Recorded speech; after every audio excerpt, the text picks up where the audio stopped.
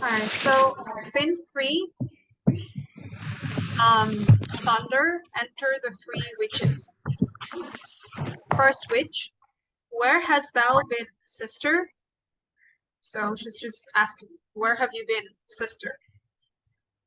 The second witch replies to this, killing swine.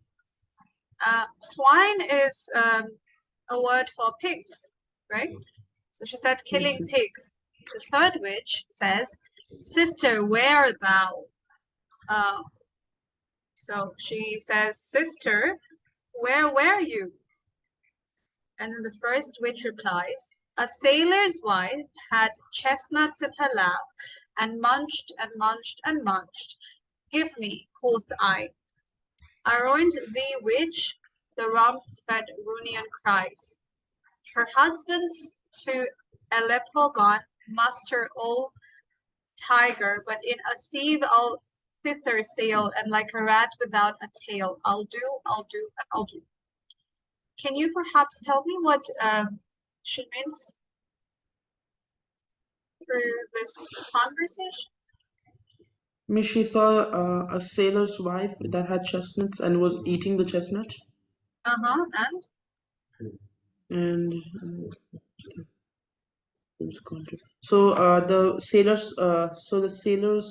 the sailor had gone to Aleppo, and he trains tigers. So the first witch is saying a sailor's wife had chestnut in her lap, and she kept on munching on them, no?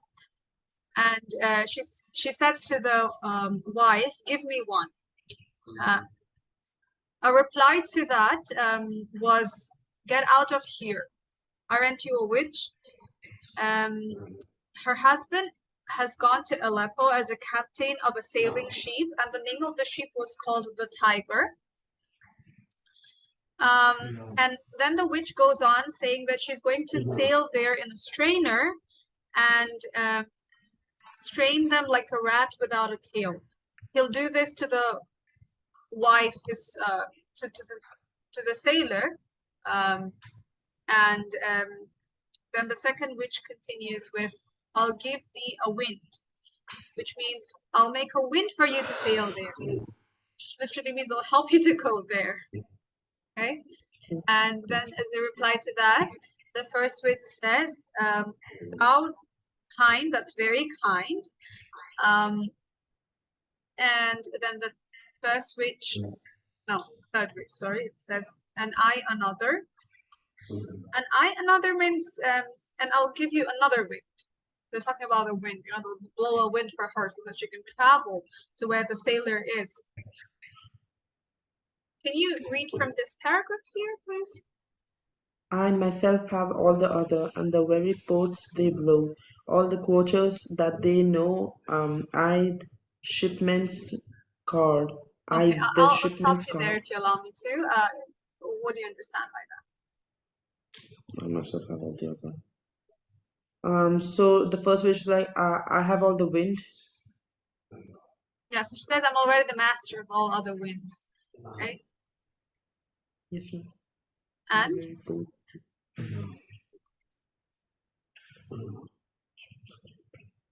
I don't understand what this is saying. I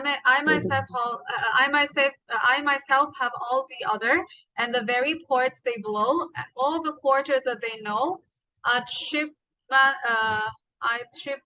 cart. Okay, so what she means is that I'm already master of all other winds, and the location from where the winds originate, and in every direction on the compass in which they can blow. So she basically wants to say that she is a master of all the other winds. So she know what she's talking about.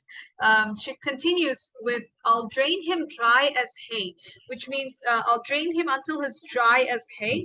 And then she says, "Sleep shall neither night nor day," which means I won't let him sleep during night or day.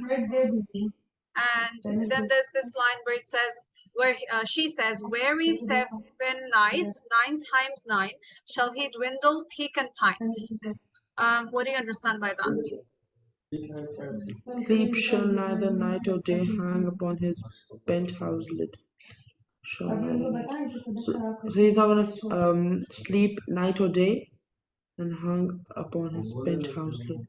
And he has a penthouse and he's just gonna hang on his penthouse? Means like hang in his penthouse? Like to death? So what she means is for 81, where he'll slowly become sick, and he will uh, eventually start to grieve, and he will feel depressed. Although, and then she continues to say that though his bark cannot be lost. Here, bark is the ship. So what she means is, although I cannot destroy his sheep, yet it shall be tempest tossed. I can still buffet it with storms by controlling the wind. So the witch does not have the capability to destroy the sheep completely. She can surely play with the wind. She can, make the wind go very fast, and she can make the wind go very slow. So, she'll mess up with the wind in order to mess up with his journey. And then she says, look what I have. Second witch, show me, show me. First witch, here I have a pilot's thumb racked as homeward he did come. Drum within. Okay, what do you understand by that? Here I have a pilot's thumb. Means I have the pilot's control. Wrapped as homeward he did come. Okay, it literally means the pilot's thumb. She means I have the hold of the thumb of a captain who was shipwrecked while returning home. She means a literal thumb. Oh, okay, miss. And then the third, which goes on a drum, Macbeth doth come. Um, so she's just, a warning that Macbeth's coming. And third witch, no, sorry, wait. All dancing in a circle. They dance in a circle.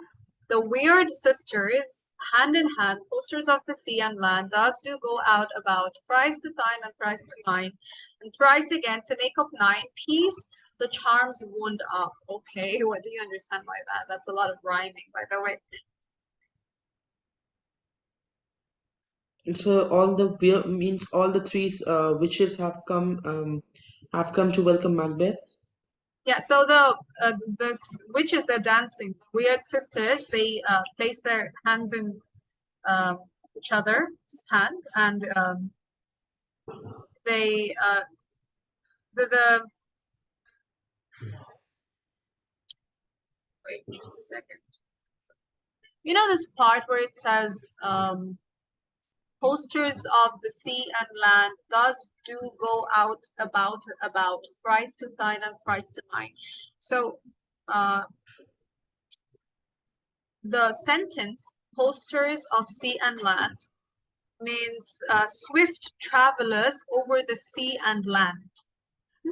Now, those who can travel easily over the sea and over the land.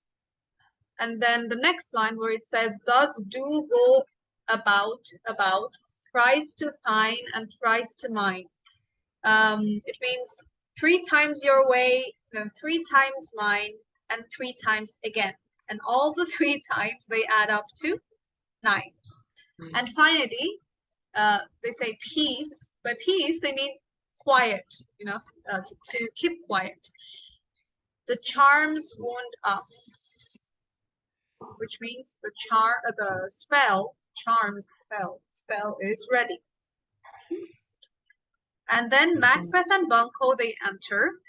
The first thing Macbeth says is, so foul and fair a day I have not seen, which means I've never seen a day that was so good because of a great victory, but yet with such a bad weather. So it has been both a wonderful day, which has never been like this before, but also it has been a very bad day in terms of the weather, right?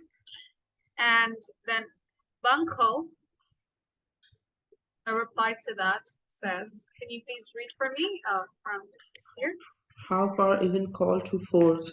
What are these so withered and so wild in their attire?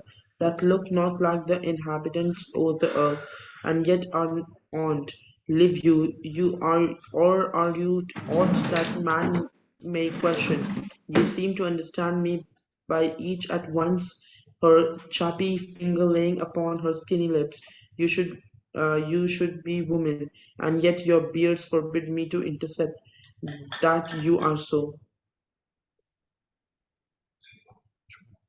Right. So what do you understand by that? How far is it called?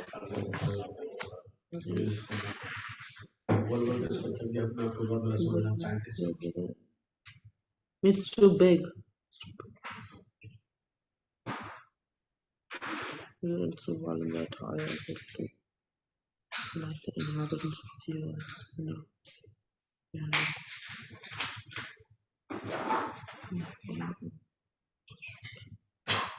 Miss, who is Banco talking to? Hmm? Miss, who is Banco talking to? Uh, are you asking that to me? Yeah.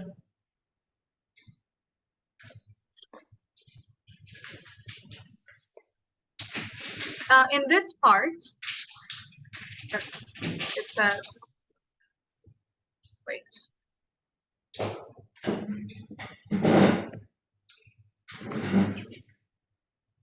What are these so withered? Wait, just 1 second. Let me highlight it for you. What are these so withered and so wild in this attire? In this part, he refers to the witches. He sees the witches, and that's what he says right after he sees the witches. You know, where he says, that look not like inhabitants of earth, which means, you know, they don't look like residents of the earth, and yet here they are on it.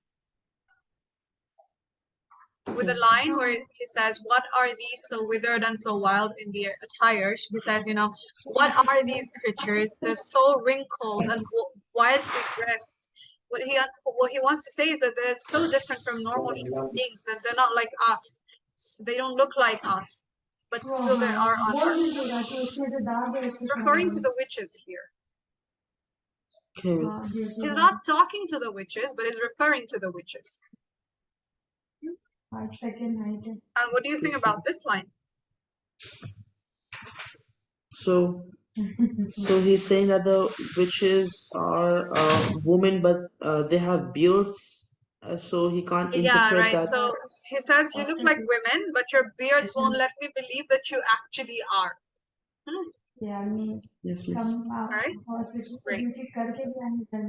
And Macbeth says, speak if you can, what are you? The first witch goes on.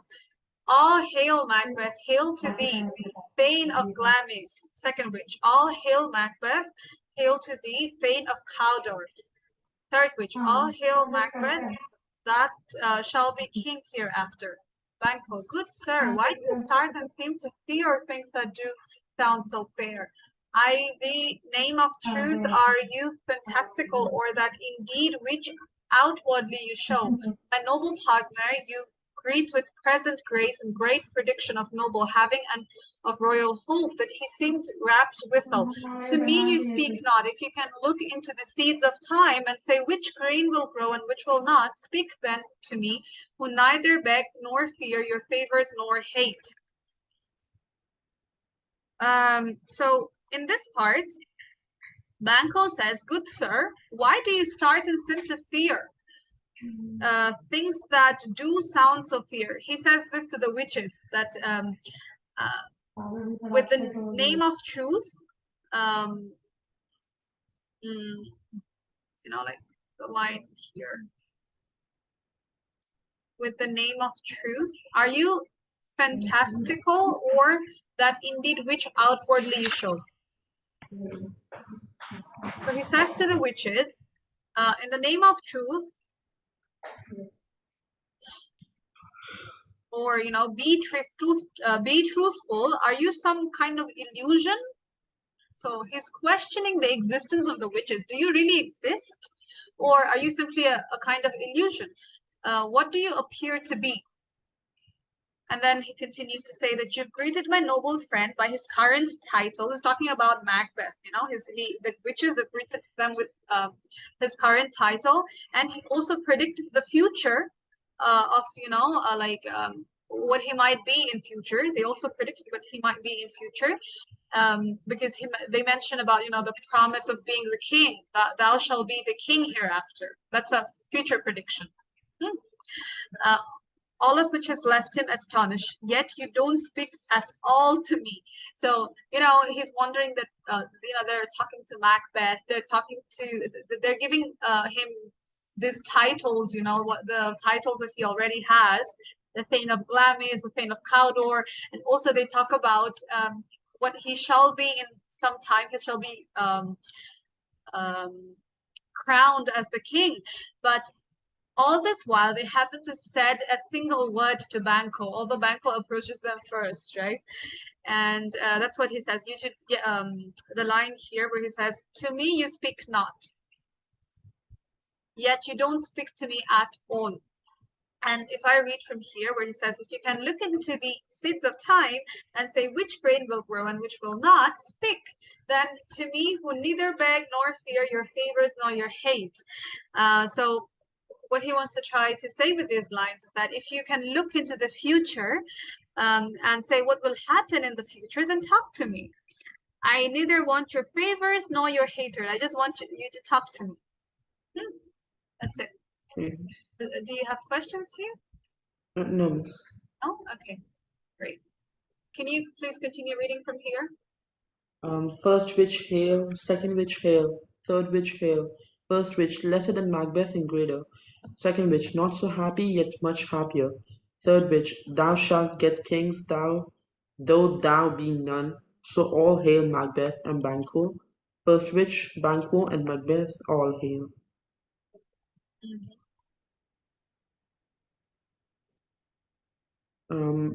Miss, do I continue reading on? Miss, do I continue reading on? Yes, please. Can you go to this part, the larger paragraph, and tell me what it means? Macbeth, stay, you imperfect speakers, tell me more. By sinless death I know I am the Thane of Glamis, but how of Cawdor? The Thane of Cawdor lives, a prosperous gentleman, and to be king stands not within the prospect of belief, no more than to be Cawdor. Stay, from whence you owe this strange intelligence, or why upon this blasted heath you stop our way with such proheptic prophetic greeting. Speak, I charge you. Witches vanish. Okay, what do you understand by that?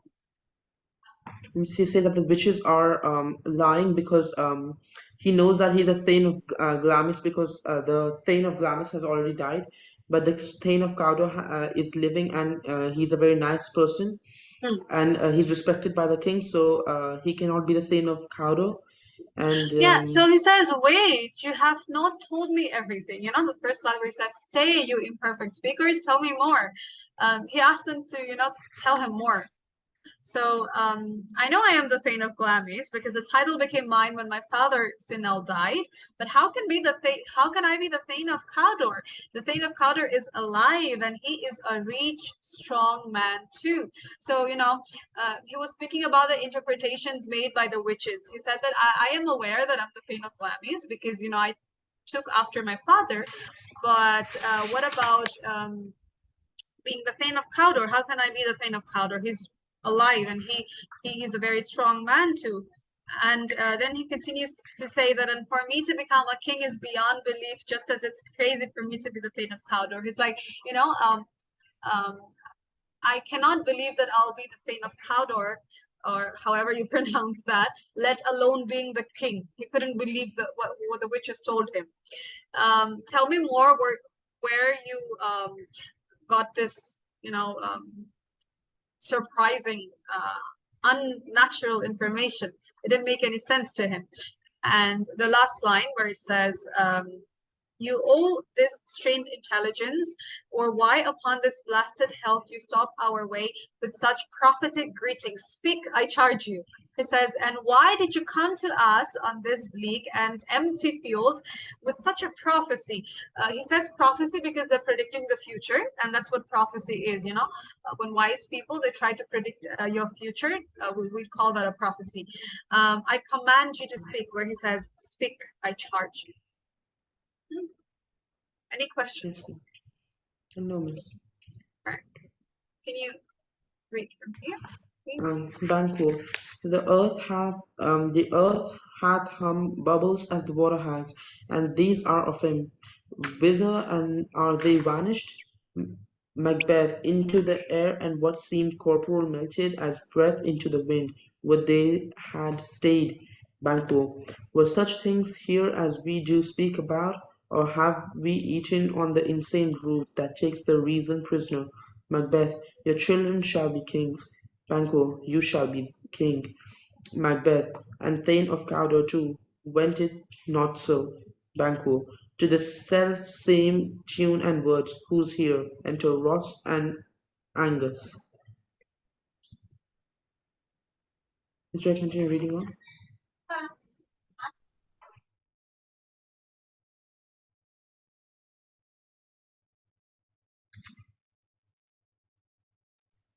All right. So sorry for the interruption.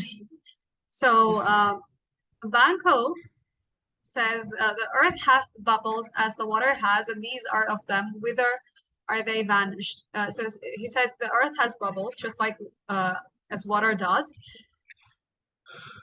These beings, he's talking about the witches, must come from such a bubble. Where did they vanish? So, you know what he's trying to say is these are things that just come and go. They're probably not real. Um, and then Macbeth continues to say, into the air and what seemed corporal melted as breath into the wind. Would they had stayed? So he says, they just vanished into the air. They seemed solid, but then just melted like a breath into the wind. I wish that they would have stayed. Um, so the witches were gone, and Macbeth continues to say that they just vanished, just like that, into thin air.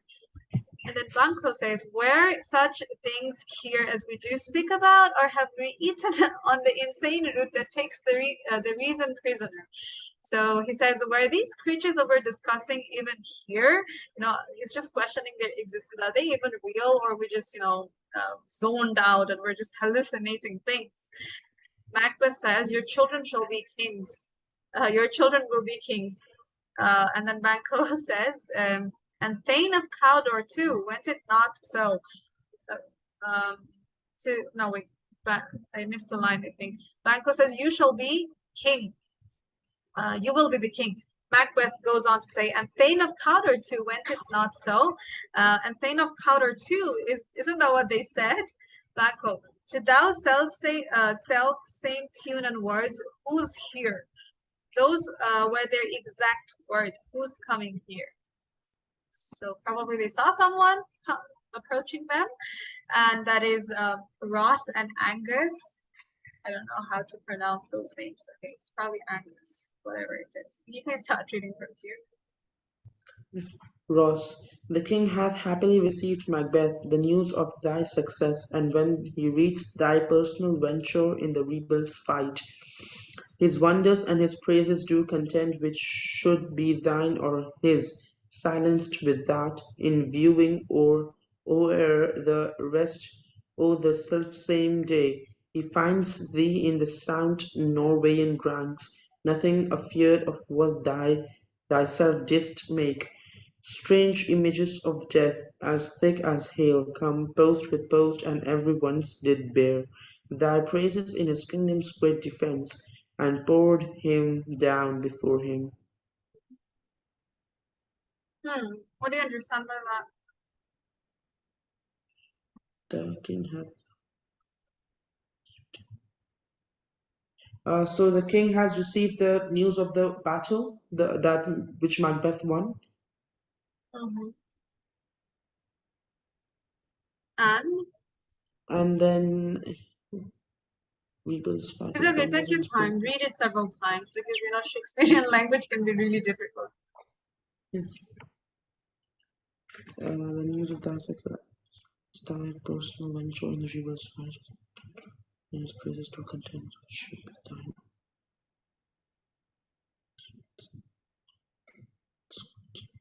And when he reads the and when he sees the reads the Macbeth's fight with the rebel, his praises are all for Macbeth or himself, silenced with that in viewing the self-same day.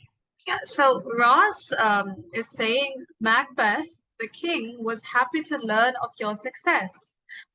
Um, with the first line, the king had happily received Macbeth. So he informs Macbeth that the king was happy to learn about your success, about the fact that you won the battle. And when he heard the story of your personal heroism in the battle against the rebels, he couldn't decide whether to praise you or just be silently amazed. So he was so happy to hear about your um, personal venture. Personal venture means he was, personally heroic through personal effort. The king was just overwhelmed. And he was also at a loss of words to find out that on the same day you fought the rebels, you also fought against the army of Norway. And that you weren't at all afraid of death. So the king was astonished to see how brave Macbeth was. And even the fact that you killed those around you. A stream of messengers brought news of these to the king, and they gushed with praise for you, with praise for how you defended his country. That's what he says in the last lines. Thy praises in his kingdom's great defense, and poured them down before him. Um, and then Angus continues to say, to give thee from our royal master thanks, only to herald thee into his side, not pay thee. We've been sent by the king to escort you, to take you to him. And although, we don't really have a reward for you right now, but the king wants to see you. So we're here to take you to him. Can you please start reading from here? Ross, and for an earnest of a greater honour, he bade me for him call thee Thane of Cawdor, in which addition hail most worthy Thane, for it is thine.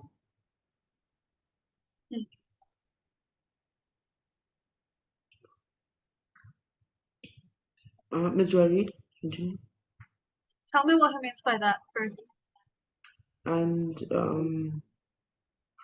so Macbeth has earned a great honor, and he is a Thane of Cawdor now.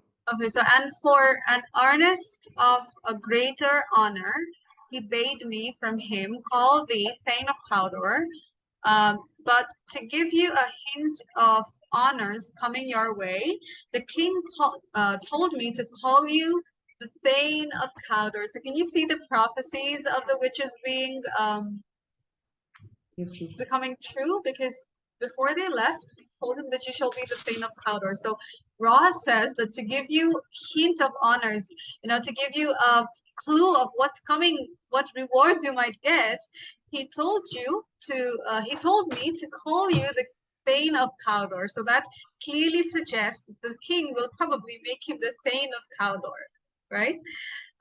Hail, most worthy Thane, for the title is now yours. So he says, all praises to the king. You're now the Thane of Cawdor, right? So can you please go on reading from here? Banquo, what can the devil speak truth, Macbeth? The Thane of Cawdor lives. Why do you dress me in borrowed robes? Angus, who was the Thane? Yeah, Who so was? I'll interrupt you there if you want to. He says, the Thane of Cawdor is still alive. How can you pretend that his title is now mine? He's very confused. How does that even work? Okay, you can continue to read from Angus. Angus, who was the Thane lives yet, but under heavy judgment bears that life which he deserves to lose. whether he was combined with those of Norway, or did line the rebel with hidden help and vantage, or that with both he laboured in his company's wreck, I know not, but Trajan's capital confessed and proved, have overthrown him.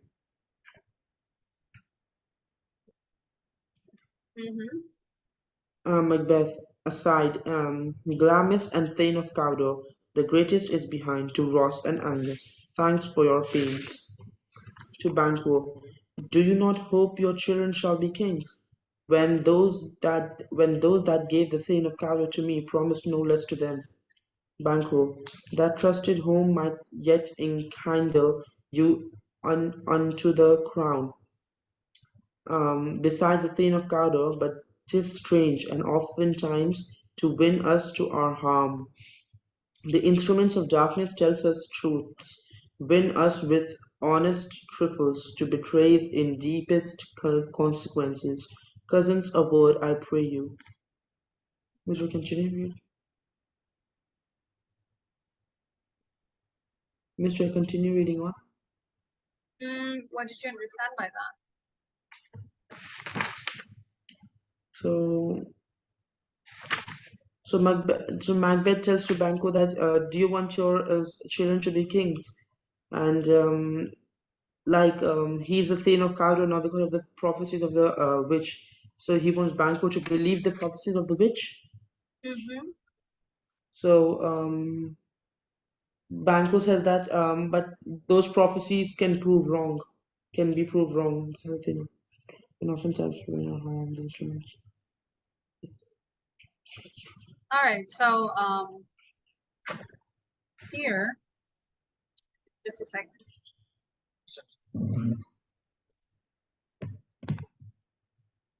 He says,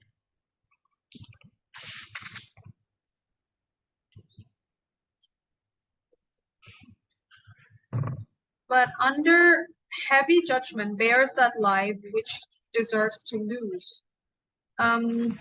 Okay, the former Thane of Cawdor is still alive. That's what he says. But he's held under a death sentence and he deserves to die.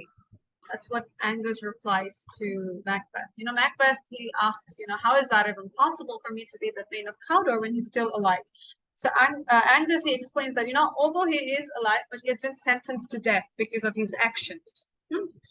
I don't know whether he fought alongside the Norwegians or if he secretly helped the rebels or if he worked with both of our enemies to destroy our country, but his capital treason has been proven and he has confessed to it, so he has lost his former title. So he continues to say, that although the Thane of Cawdor is alive, but he has been sentenced to death, and he is not sure whether the other charges, are true or not against him, but the primary charge or the most major charge that has been imposed on him, that has been proven true, and he has also confessed to be guilty of that charge. So he is most likely to die. All right. So Okay. is that clear? Any questions? No, miss. Okay. Can you please continue to read from Macbeth? Aside, two truths are told, as happy prologues to the swelling act of the imperial theme. I thank you, gentlemen. This supernatural soliciting cannot be ill, cannot be good. If ill, why hath it given me earnest of success, commencing in a truth? I am Thane of Cawdor. If good, why do I yield to that suggestion whose horrid image doth unfix my hair, and make my seated heart knock at my ribs against the use of nature? Present fears are less than horrible imaginings. My thought, whose murder yet is but fantastical, shakes so my single state of man that function is smothered in surmise, and nothing is but what is not. Mm-hmm. All right. What do you understand by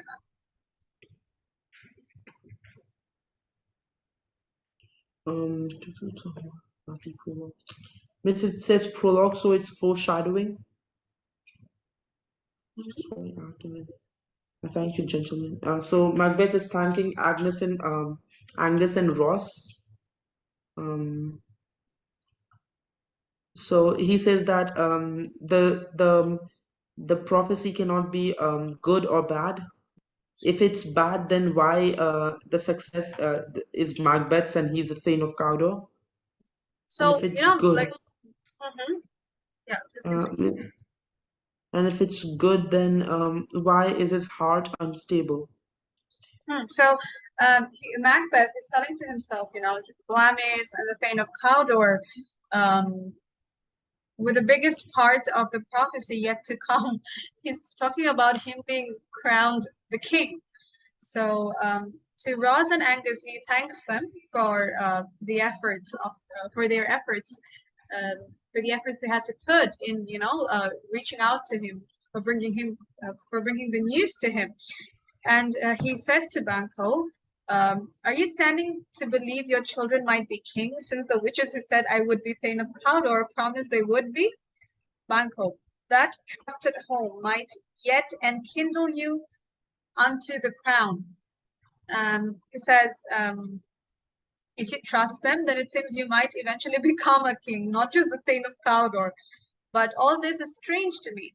And then Banquo continues and oftentimes to win as to our harm, the instruments of darkness tells us truths.